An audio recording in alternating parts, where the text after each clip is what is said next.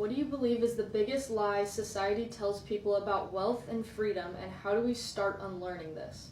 Oh my God, the biggest lie that's been sold is that you should trade time for money, and then you use your money to get debt to borrow against your future self. It's literally indoctrinated into us in school. So think about this, okay? So the schooling system was created to make us workers. So the schooling system, you go to school, you get two 15-minute breaks, you stand at line at lunch, right?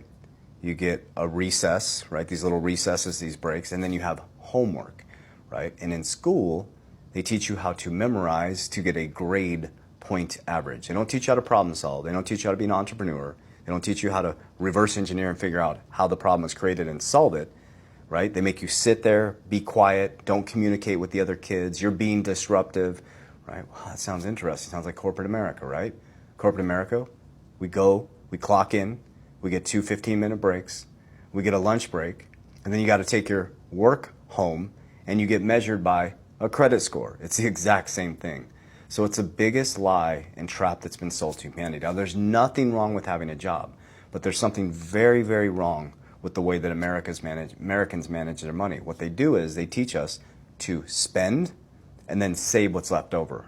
We should teach our children and adults to save, then spend what's left over. That's how it should work. So everything is backwards. So if you reverse everything backwards, then you'll see the true success, and you'll see why the wealthy stay wealthy. The wealthy don't trade time for money. They use money to free up time. The wealthy don't use debt to borrow against their future selves and make them poor. They use debt to beat the hurdle rate to buy assets. So the two biggest lies is trading time for money. Second is spending, then saving.